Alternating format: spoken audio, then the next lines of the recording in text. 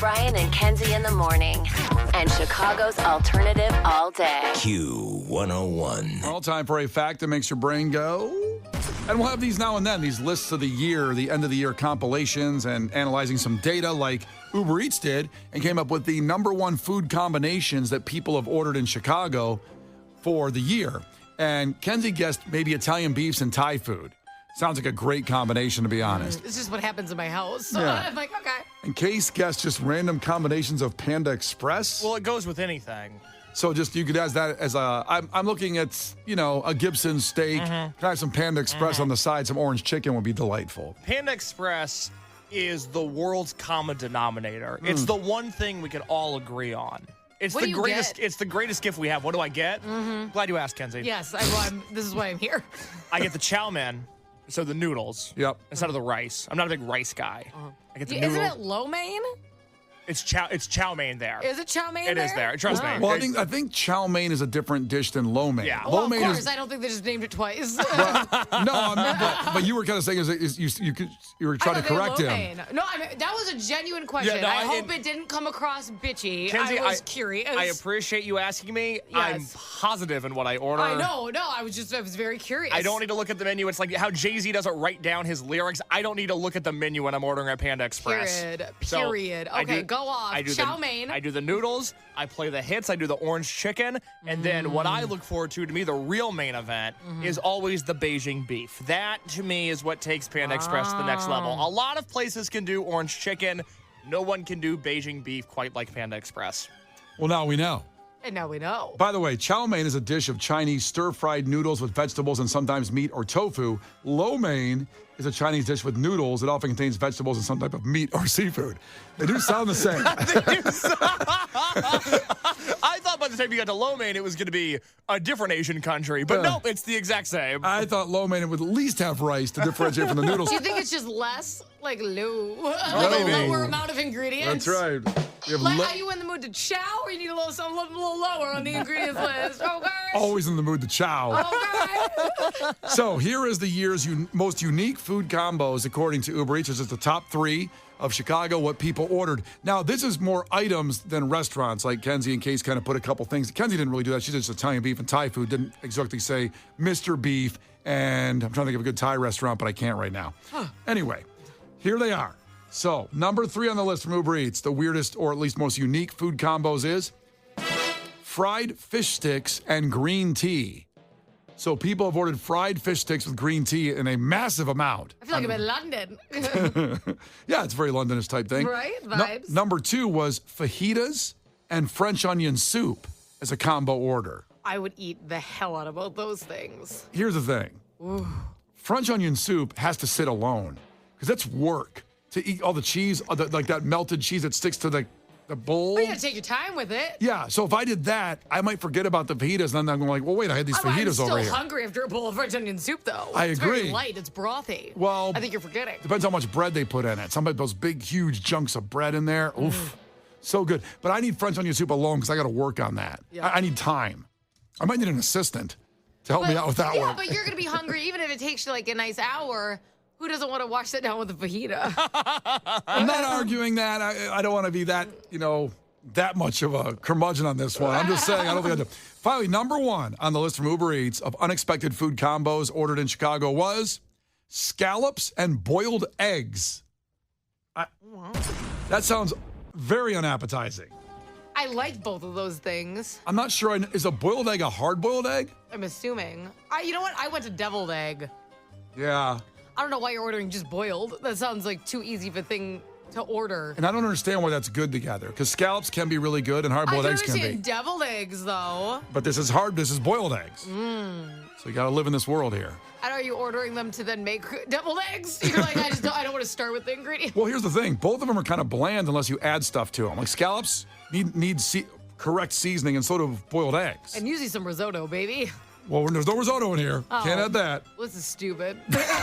That's what people are ordering. That's the most unexpected food combo. That's interesting. I thought so too. I don't know what you guys have ordered, that unexpected food combo in you. For example, for me, I'm a simple man. Barbecued Fritos and cream cheese. take barbecue Fritos and dunk them in. And I prefer the squeezable Philadelphia cream cheese. Kenzie's face. I'm so sorry. I'm so sorry. I cannot do a Frito. It bothers me. The smell, the taste. Really? The shape. I don't like what's happening. Any of them. The family size. I don't like any Frito. What about the like the chili cheese crunch, the curly corkscrew ones? I'm gonna double down. I don't like any Frito. I don't want to go through all the Fritos and you just say no. I don't like any of them. Let me guess, so you also hate puppies and rainbows if you hate Fritos? No, I don't like them. Brian and Kenzie. On Q101. Brian and Kenzie on Q101. So just a little programming note for next week at exactly this time at 8 o'clock. We will have tickets for My Chemical Romance at Soldier Field the day after the Oasis show at Soldier Field. So all next week at 8 o'clock every day, we will have a song scramble for the real true My Chemical Romance Ride or Dies. And you have to figure it out, and then you get the tickets. So 8 o'clock, Monday, Tuesday, Wednesday, Thursday, Friday. My Chemical Romance tickets for the show we just announced at Soldier Field. So make sure you are here for that. Now, let's get to it. We've talked a lot about apes this week. This will be the last time we talk about them until they're all captured. We will stop talking about it. It's an ongoing news story. Absolutely. And as journalists, which we are first and foremost, we have to follow this story until the end. That's right. That's right. I think I should go to South Carolina. You think we should go there? Just me. Until all I know what's going on. I'm like, they're not at the Four Seasons. They're not at the Ritz. I'm going to do the hard work. I'm going to look for these movies. Not at Fogo de Chao. I mean, Sean. Yeah. They're not there. Good Lord. Sean.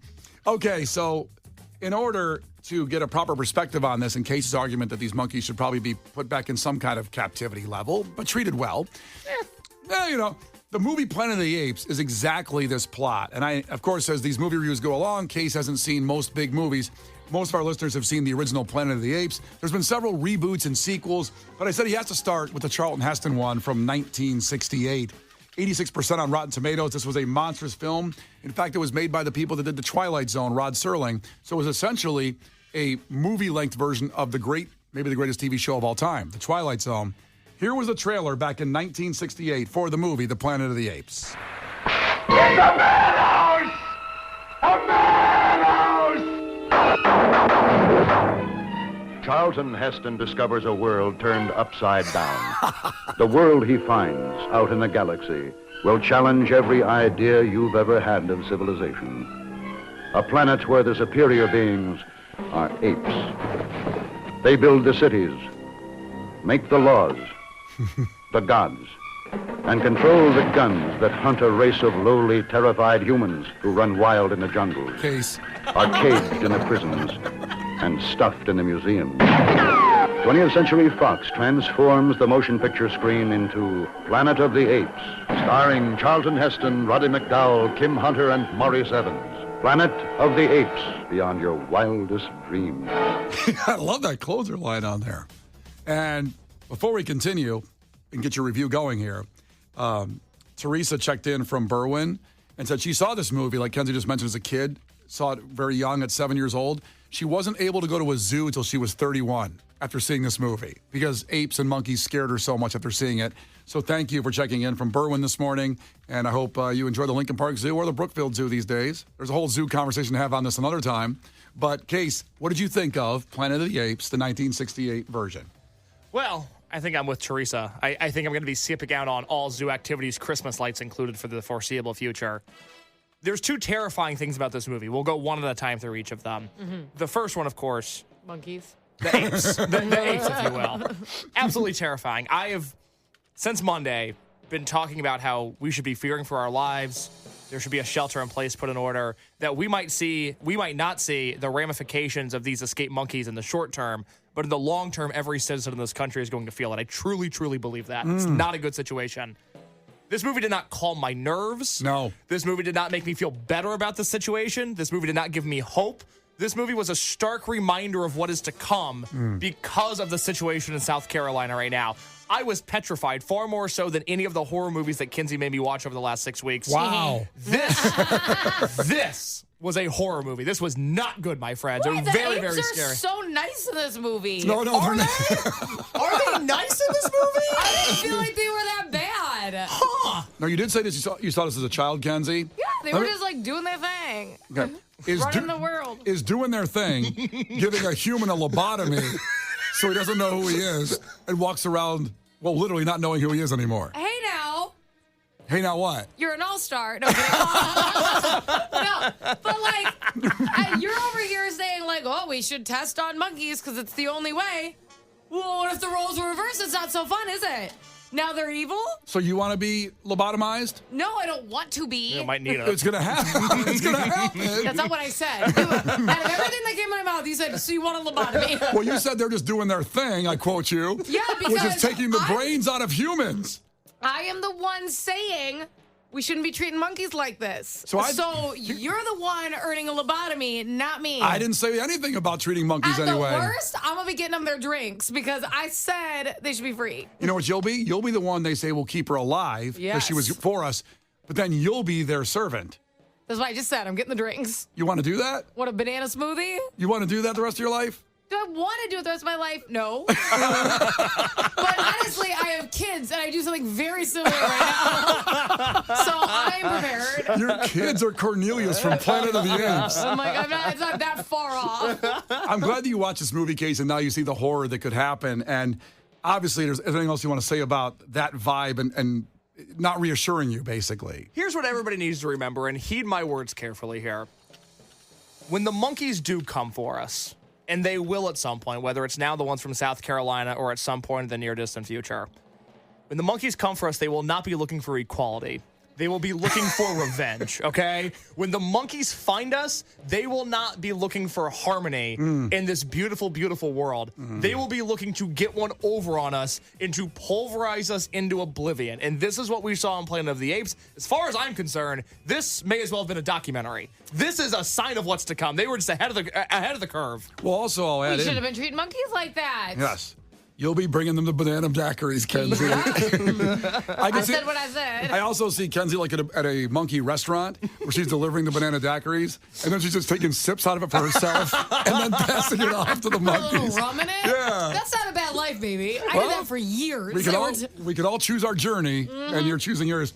Now, what did you think? And I guess we can talk about the plot twist. It's one of the top 10 plot twists in movie history at the end, which is, I got to say it to talk about it. Yeah, no, please, go ahead. And Kenzie, maybe you don't remember what happened at the end. But I gotta be honest, I do not. So Charlton Heston gets to walk off with his human companion, a very, very beautiful woman. I don't know what happened to her in her acting career at that point. I Was don't that know. Nova? Yes. Yeah, Linda Harrison. And she didn't speak in the movie at all.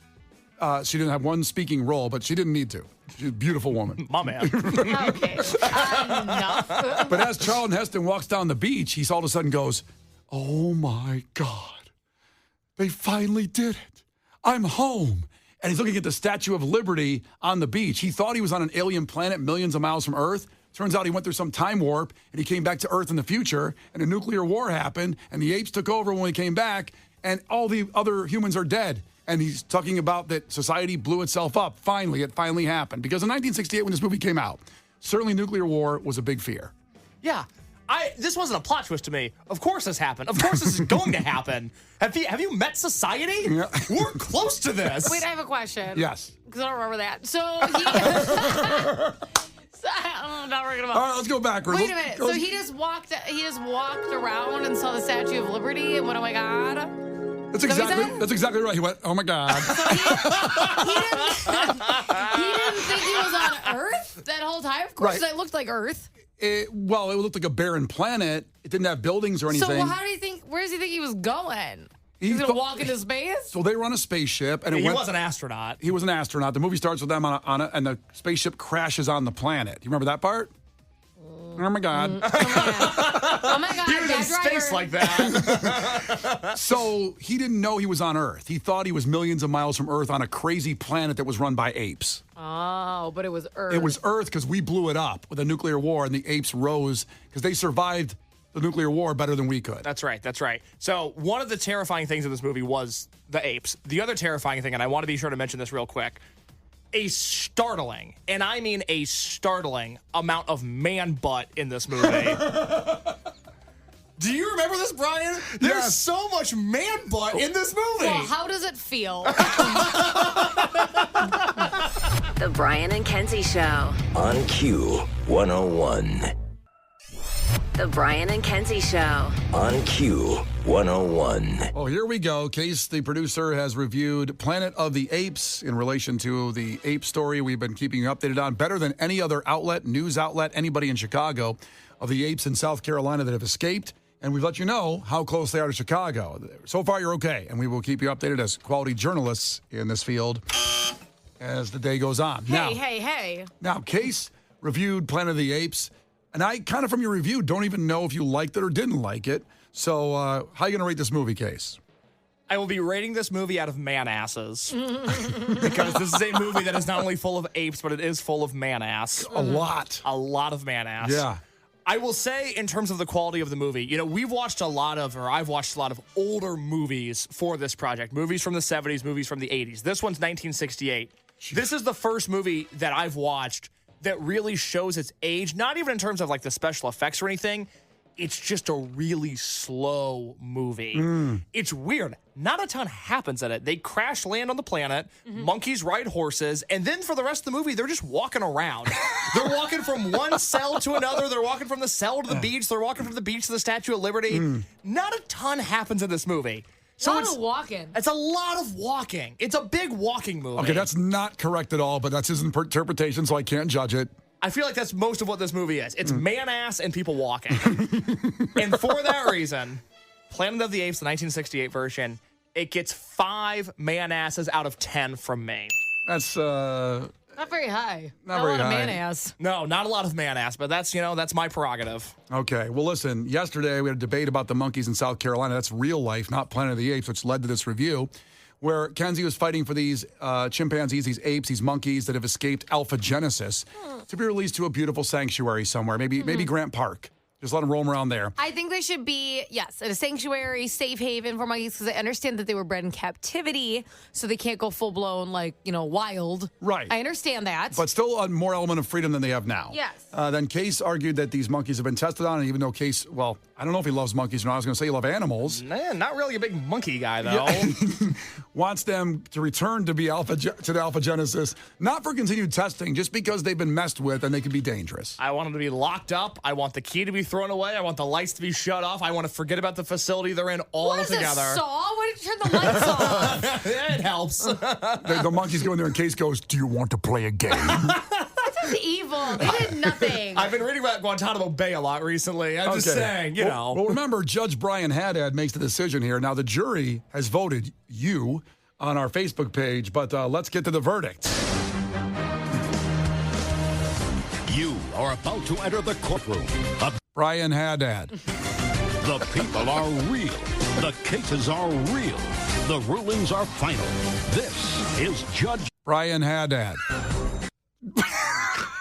Thank you. Lord. Thank you, everybody. I appreciate you. So, as we get the verdict, the jury did vote. The percentage case on that one was for Kenzie's argument, meaning going to some safe sanctuary somewhere, having a good element of freedom, but not completely free, but definitely better than they did in captivity. I don't know what the percentage of the jury was there to my bailiff. It was about 60-40 in favor of Kenzie. 60-40. Not a huge margin, by the way. Not an overwhelming, understanding. Which shows both you made good arguments. Both you people? Both you people. I was going to say monkeys, but both you people made good arguments. So I, the judge, will honor the jury's verdict. However, as the judge, I do have some stipulations. I have fears, and I have to protect Chicago. That's my job. That's what I've been voted into in this role. You're Mr. Chicago. I certainly have to protect our people, no matter where you live around Chicagoland. And in doing so, you're going to raise the taxes. Okay. I'm going to bring a vote to my constituents. I will say that property taxes have to be raised to afford what I'm about to propose. Yes. Kenzie, you have won your debate. Yay. However, I think these monkeys need to have ankle bracelets and GoPros on them for 18 months. We have to see what they're plotting. As a listener said yesterday, you cannot trust a resentful monkey. You cannot reason with a monkey. So, Kenzie, in your home in Elgin, we will, no cost to you, supply 4 screens that you must monitor for 18 months with the GoPros that these monkeys have and the ankle bracelets. Now, we understand it's a big job, so your husband, your son Tristan, who's 10, and 9-month-old Marino can help out with this as much as they can, of monitoring the monkeys, see what they're talking about, and make sure they are remorseful for escaping, and they are okay to be released into society and not harm anybody in Chicagoland. I'm fine with this because this is how I build my uprising. These are my monkeys now. No, court adjourned. Brian and Kenzie Show. On Q101. Brian and Kenzie on Q101. You can text in your takeaways right now, 312-591-8300. Takeaways from the entire week of shows, not just today with Q101. Now, you know, a lot of companies have brainstorming sessions. And as you, the listener out there, has been to some of these, you were like, nothing ever happens with them. We come up with a great idea, it doesn't get implemented, and then we just wasted time. We just had a brainstorming session during Kate Bush with our new friends, Ray and Christine, from the Festival of Wood and Barrel-Aged Beer, which is November 22nd and 23rd of Credit Union One Arena. Myself and Kenzie just tried 5 beers. They were all amazingly delicious. Yes. And so what was happening is we were cleaning up the beers and we got these big, like, solo cups and we were dumping the flavors in there. And I'm like, oh, this is kind of like, remember you used to like those suicide drinks or whatever they would call them, like in college or frat parties where you dump every beverage in there? I've done that. And I go, hey, Brian, you should drink this whole thing for like a really large, God bless the gravy donation. You should chug it. Now, I think $500 is fair. Is that a fair number? Because it's big. It's like an entire solo This is cup. gonna ruin me. Let me tell you what's in this suicide cup. Read this. The suicide cup will contain brewing. We sample these beers. Off Color, which is 12% alcohol. Slap in the Bass, 14%. Maplewood B&B, that is 13%. And is that Drop Woods? Deep Woods, that is 14%. The Doji Pilsner is 6%. And then, we didn't even try this. They topped it off with cider that was made in Malort barrels. That's 7%. That's all in one solo cup right now. If you donate $500 during Foo Fighters, I will chug the solo cup. He's going to take it to the head.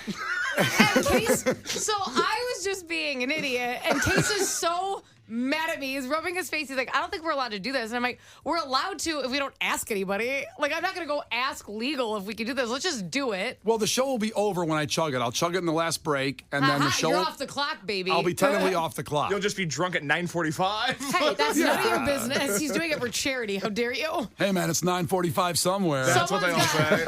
Someone has to do God's work, and it's Brian. That's right. I'm here for the people and for Chicago. And also, remember, it's charity, so this helps people eat this holiday season. God bless the gravy, our food drive.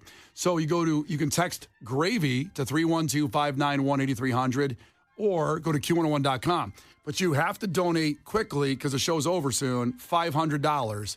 And then you will chug this. This isn't a sip for an hour. You have to take it to the head. We'll live stream or whatever, video it on there. And to donate, 312-591-8300, text the word gravy. That'll send you a link to donate. You can do it right on your phone. You can do it super quick because you don't have a lot of time. If we're going to make this happen, you have to donate $500. 1,500 meals, by the way, that turns into. That's right. And it'll be text the word gravy to 312-591-8300 or go to Q101.com. You'll see a link at the top of the page. So you Someone have goes, to you're do it. basically chugging a Four Loko. That's so funny.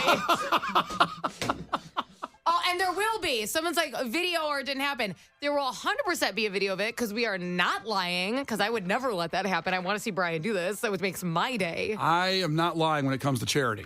Absolutely. I lie a lot otherwise. I know, you lie all the time. But not charity. So you have to donate right now because we're closing out here. $500, and I'll drink the suicide cup full of all the beers at the Festival of Wood and Barrel-Aged Beer at Credit Union One Arena next weekend. Brian and Kenzie in the morning. And Chicago's alternative all day. Q101. Brian and Kenzie in the morning. And Chicago's alternative all day. Q101. It's Brian and Kenzie on Q101. So we made the challenge on God Bless the Gravy. If a $500 donation comes in during that Foo Fighters song, I will chug all the beers in a solo cup that's been dumped in from the Festival of Wood and Barrel-Aged Beer at Credit Union One Arena next weekend, November 22nd and 23rd. This is the most distinguished barrel-aged craft beer festival on the continent. It's 20 years running, and it's amazing. Q101.com, and, of course, their websites will have all the information about it next week. So we'll let you know in a second here if we got there as donations are coming in and we're checking the God Bless the Gravy website. First case, what's a takeaway from you? Chef Sean with the takeaway. The monkey apocalypse won't be measured in hours and minutes, but in man asses. Facts. Another one that relates to Planet of the Apes, Omar and the monkeys this week escaping from South Carolina, heading from Chicago. 773 texted in. takeaway, it turns out Kenzie wants the monkeys free so she can start her own uprising with a monkey army. That will start in Elgin. Hey, mind your business. Instead of your business. Yeah. Okay, so my takeaway is that Gina from Twin Anchors donated $500. No! Yes. No! We took the sheet away from Brian because we didn't want him to know if he was going to have to do it or not. Oh, I thought we were going to get out of here. No. And I actually want you to do it on the radio because I think everyone deserves the payoff. I'm going to take a video of it, too, so no one's like, oh, he's just drinking water and lying. It's not happening. I would never allow such a thing. I've never drank water when I said I was drinking beer, by So the this way, is like- in my life. This is like it's a clear solo cup, so don't worry. He's not going to get away with anything tricky. But it's like a solo cup size. Can you go through what's in it again? Okay. Wow, I didn't think this was going to happen. And I'm going to video this. Hold By on. the way, love you guys. So we got Off Color, which is a 12% alcohol. We have Slappin' the Bass, which is a 14% beer. Maplewood B&B is 13%. The Deep Woods is 14%. The Doji Pilsner is 6%.